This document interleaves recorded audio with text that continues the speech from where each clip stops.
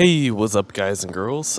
Today I'm going to be showing you how to make your own impacts so you don't have to rely on samples and use like the same impacts other people are using. I'm going to teach you how to make your own impacts like I did in the beginning of my track, Forgot to Meadow here from my Bass Elixir EP. I'm going to play you the beginning of the track. The first thing you hear is the impact, so that you'll know what it is. And then after that, I'll show you how to make one. So let's hear Forgot to Meadow's example. It's going to be a little loud, so I'm going to play it in 3, 2, 1.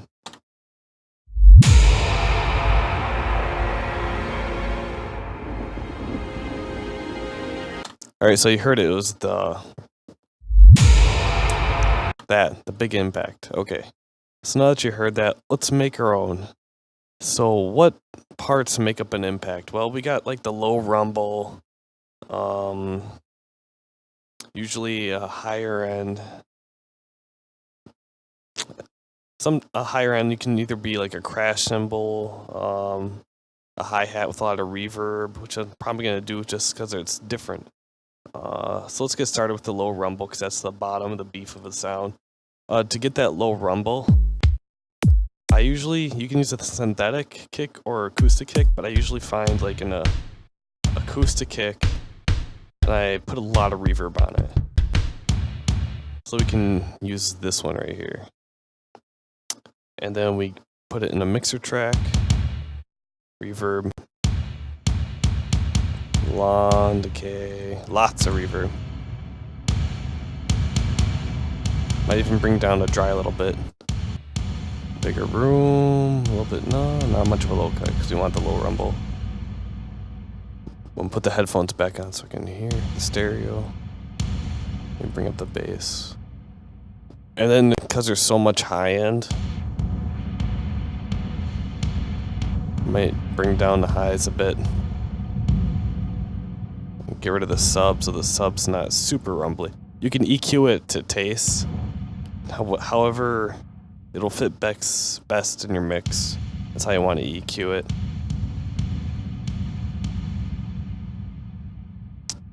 Okay. It's a little compression.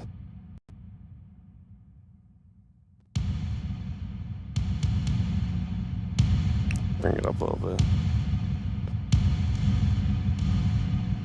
Usually a kick, like the main kick you have in your track, layered on top of this, and this impact helps a lot. And you can either have it sidechained or not, but like the actual kick, you can see it helps. Got to have that. Let's go here. Let's bounce out this kick. Now that we got a lot of reverb on it. To help if I did this. Okay, let's put an Edison right there. Let's see. There it is. Boom.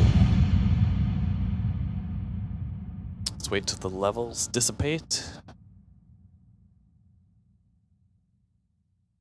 There we go. And bounce her out. There we go. There's the kick. Sounds the same. Let's put in the mixer track that the kick was in. So 7. I'm going to turn all the effects off there in here. By doing that. So it's got its own mixer track. So there's the low rumble. You can even EQ it further if you don't like the high end on it. And I actually put distortion on it. There we go. So something like that. Okay, and I need a high end just to add to it. What I like to do a lot actually is find a hi-hat and drown it in reverb. Because you hear crash cymbals a lot, but a hi-hat, if you put a lot of reverb on it, it can have the same feeling as a crash cymbal, like a transition piece, but it's more subtle. And you can just use anything.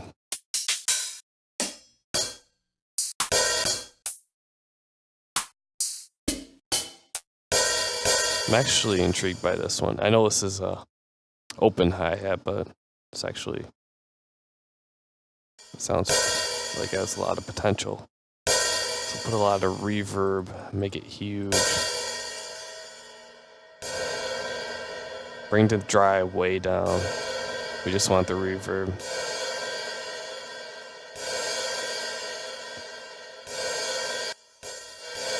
No delay. Actually, some delay could work really well too. Experiment on the tempo. Usually 4, so like every quarter note,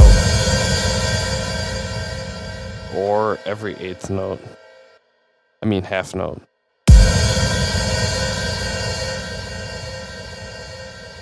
Probably put it before the reverb or after reverb. It's up to you.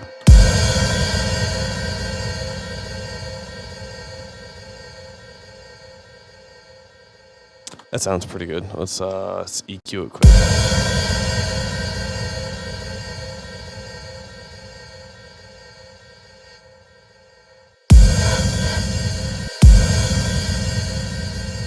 Edison.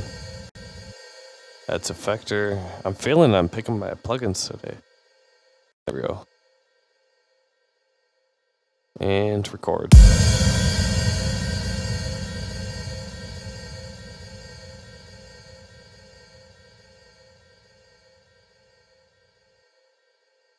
And now that you got that, drag and drop right there.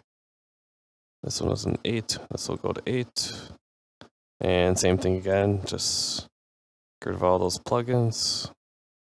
And it's a little loud. A quick mixing trick that I learned is if you put the master in mono quick, it's easier to level things.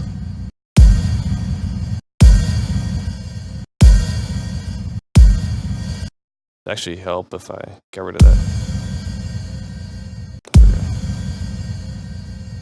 And made this go a little faster.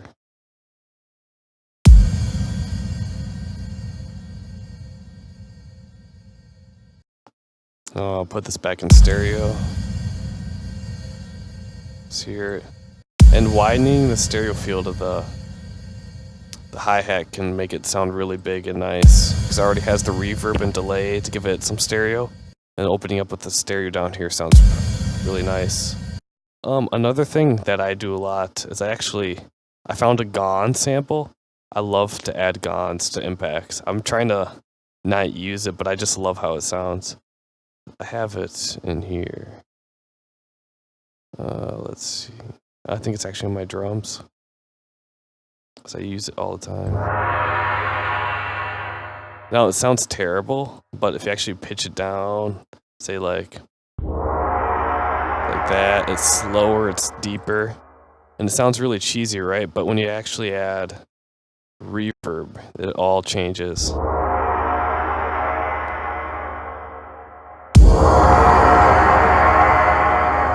can already see this is Gaunt's really sounds a lot nicer.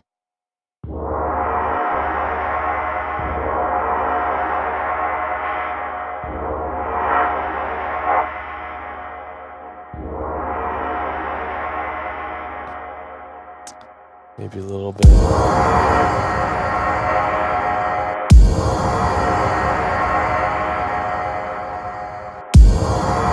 Alright, let's record that. Edison. Now that I know where you are.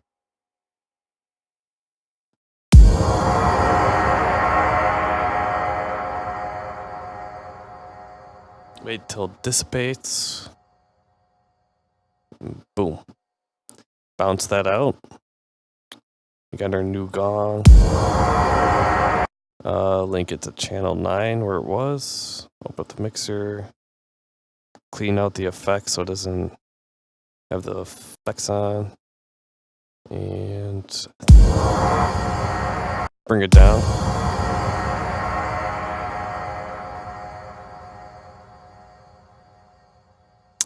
And another thing to do, a lot of people like use vocals drowned in lots of reverb. So we can go and look through.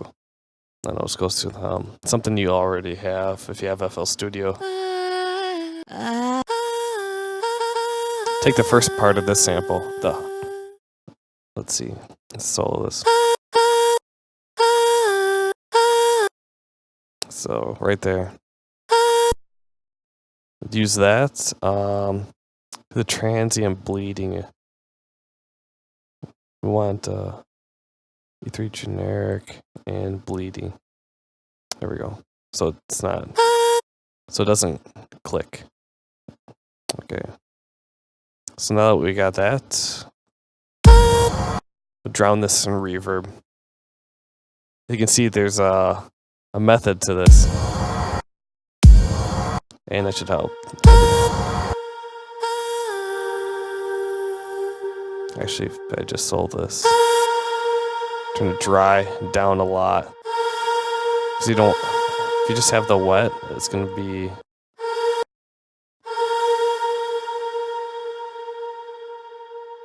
it's damping. Probably help if you put some delay on it. Stereo. Do the quarter. Probably put it after reverb, so it bounces the reverb.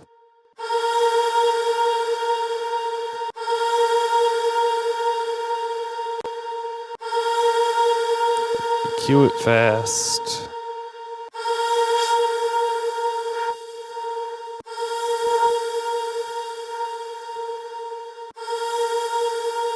I don't like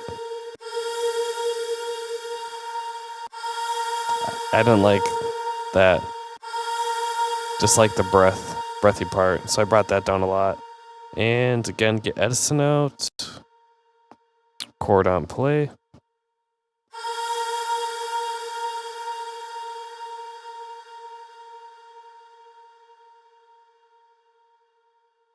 Boom.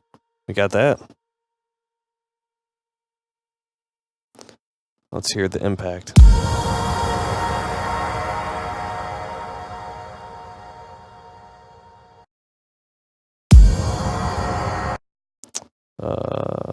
This should be in 10. Oops. And get the effects out. And widen it up a lot. Let's hear it without the kick. Okay, now that you have your impact, something you can actually do to build up your impact. So let's move this over here. You can take stuff like the low rumble. You want to clone it, reverse, drag it in. There we go. And make it shorter by dragging it in a lot. So it builds up a lot shorter, and bring it down in volume. So when the other impact hits, it's more of an impact. Because if it was the same level, it wouldn't impact as much. So bring the level of it down. You can actually route it to the same mixer track as well, because it's the same sound. So mix it the same, but bring it down level and make it build up shorter. Or you can make it build up longer, it's however you want, but I prefer shorter.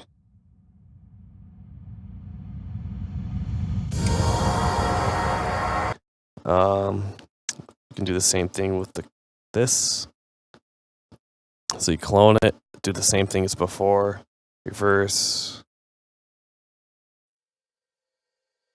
Go to none so you can zoom in and see. I'm actually going to bring it in a little bit because the volume does drop a little bit. So do that. And bring the kick back. You can have a kick layered at this.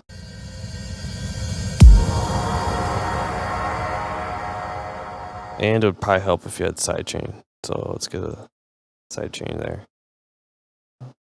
And route all these sounds to the sidechain.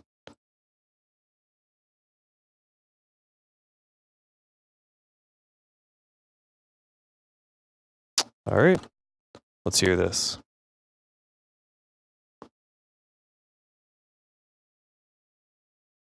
Why don't I... Oh yeah, duh.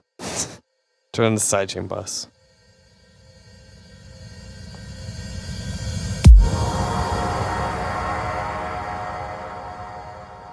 And actually, you could do the same thing with the vocals.